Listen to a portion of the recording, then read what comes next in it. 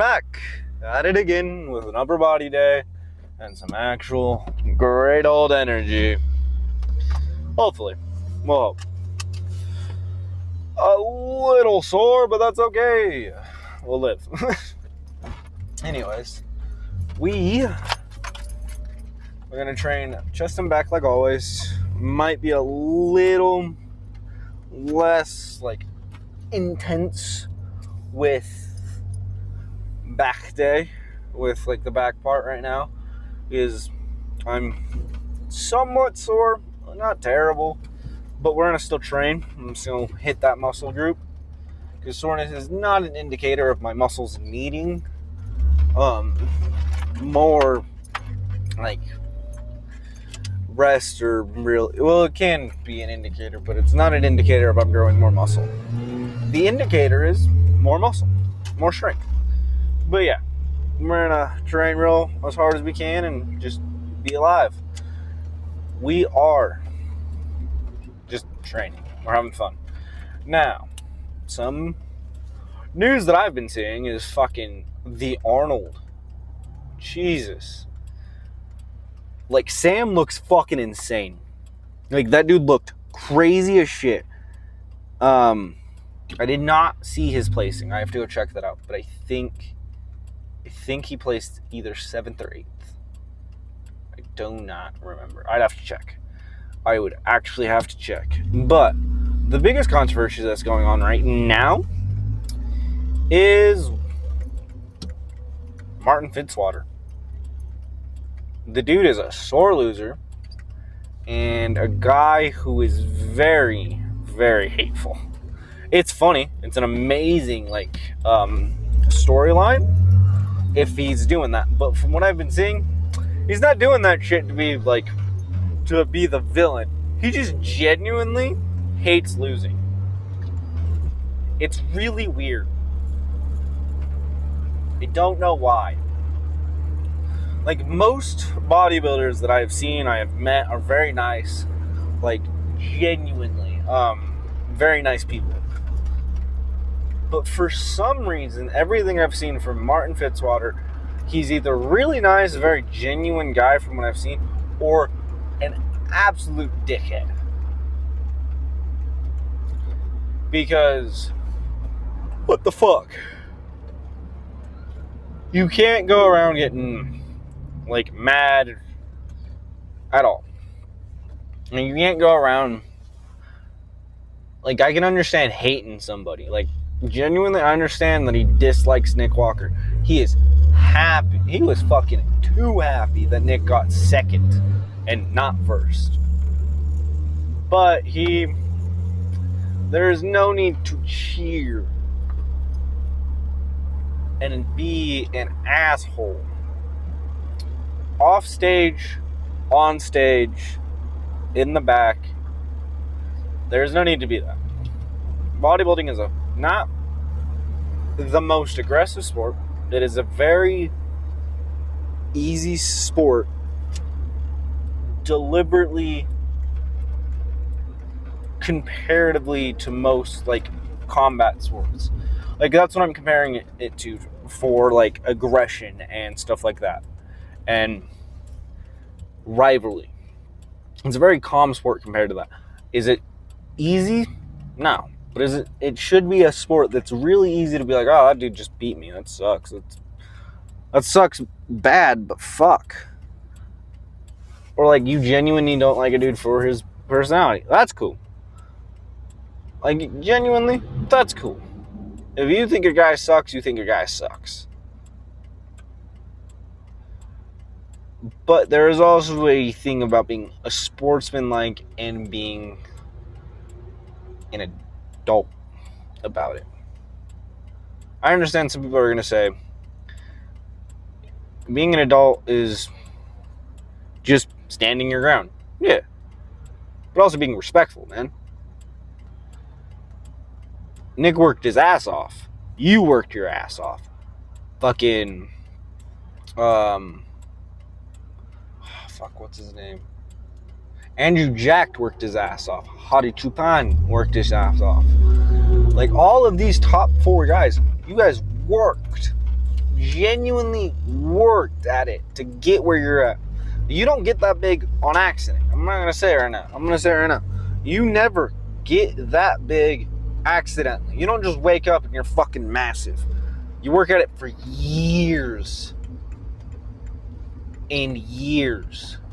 Meaning every one of these people who were this fucking big, the reason they're so big is because they kept working at it. There's either something in the back of their head saying, keep going, or there is something they're training towards. And it doesn't have to be a bodybuilding stage. Like, the biggest people I've seen, some of them don't even train for bodybuilding. A lot of them are powerlifters or like strongman or people like, they're just big, massive people. And some people don't even do that shit. They're just big for the fuck of it. They're just big because they want to be. That mentality of you want to do something, so you're going to do it for years and years and years until you reach your goal. That is something you have to achieve. Now, what can you put in that sense of like, I want to get big, so I'm going to train, eat well, do all the specific shit to get big? What can I do to get massive? Well, you can always eat more, train as much as possible, and continue to train all the time. Or the dream is something different. The dream is going to be best at your craft, become the best of yourself. How do you train that? Mentally. Skills. You just continue to do the same thing over and over until you do it. Now,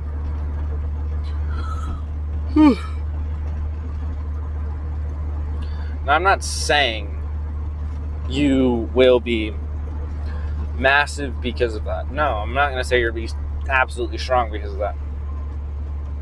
Not going to happen. What I'm going to say is the mentality, the grit that you need to continue to train for years on end, to do the same thing over and over, to get better, transfers. It transfers all over the place. Like there was a saying for a really long time that it is easier for you to get more people have $1 million than people have six packs. Do I believe that? No. Do I genuinely think that a lot of billionaires don't have abs? Yeah. I've seen, like, the main people that point out to me every time I think of, like, someone who has billions of dollars and yet kind of fucking not in shape. You had Jeff Bezos before the TRT and Elon Musk, and then you have Trump. Fuck that guy. Fuck all of them. But genuinely, none of them, except for Jeff, had amazing physiques. Like, fucking Elon with his shirt off literally looked like a mech suit being controlled by an alien. Trump is just a fat ass.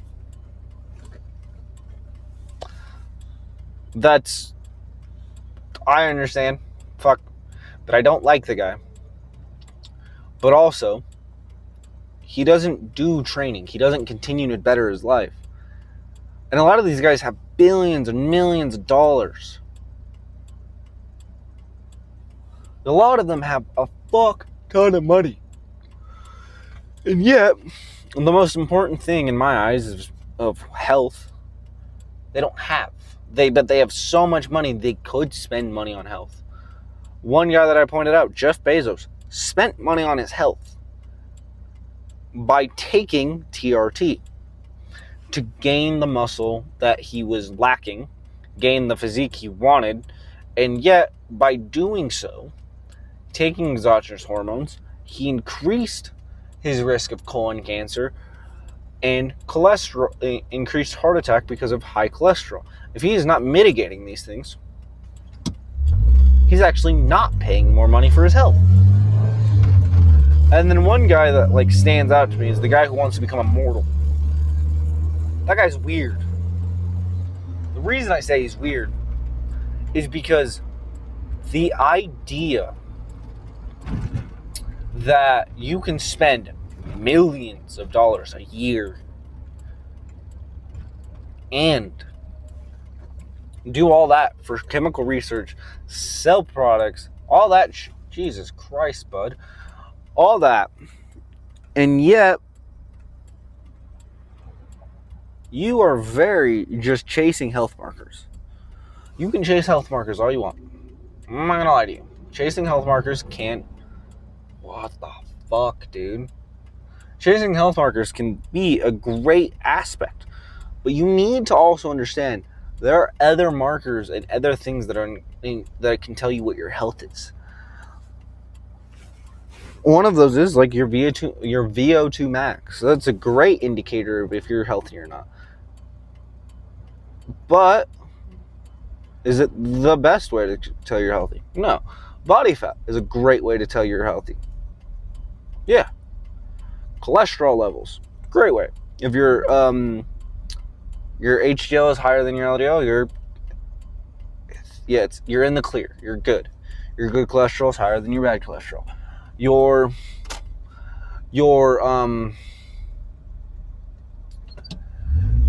like white blood cell count is in the normal range. It's not low nor high.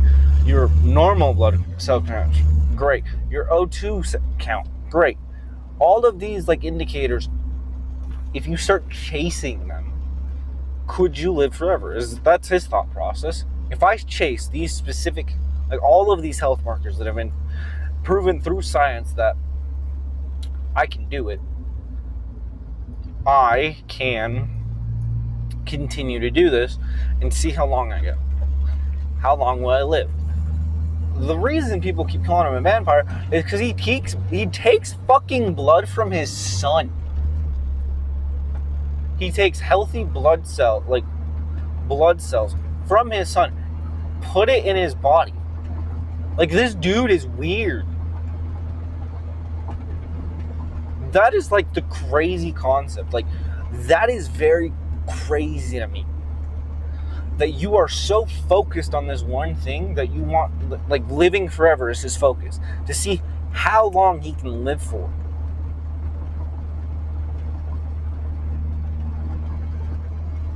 And he's took up multiple of supplements, like multitudes of supplements all the time.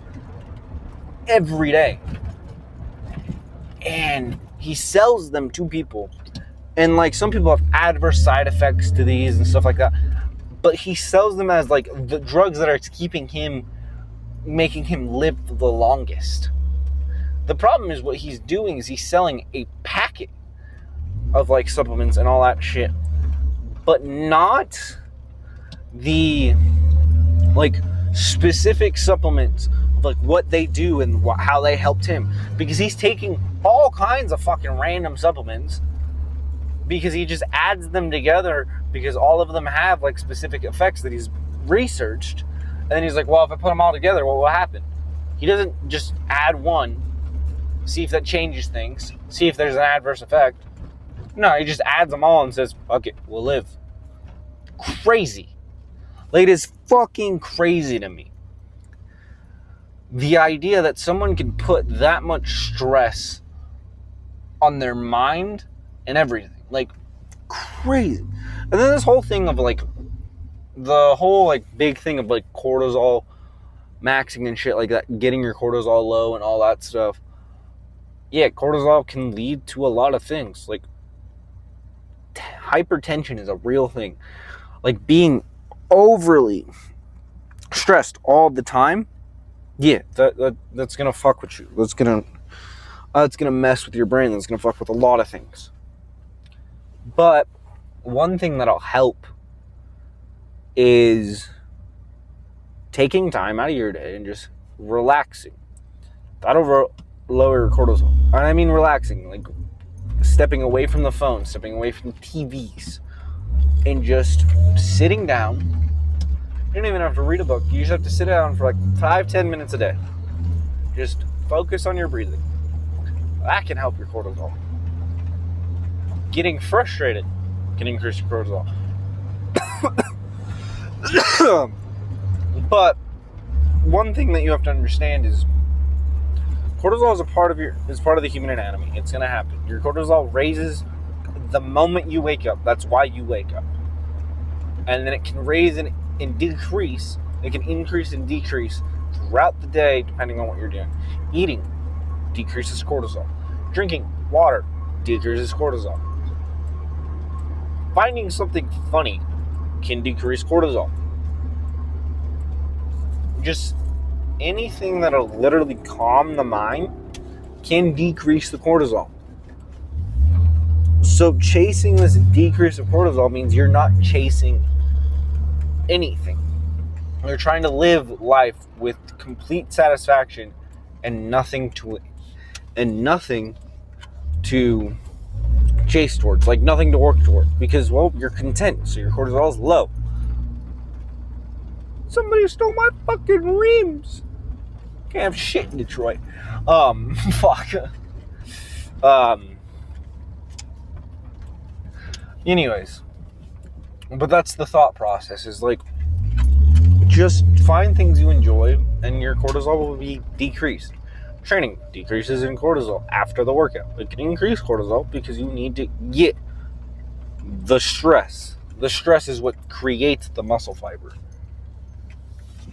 But, you know, it's okay.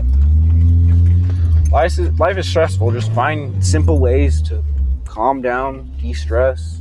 If that means playing a video game, cool.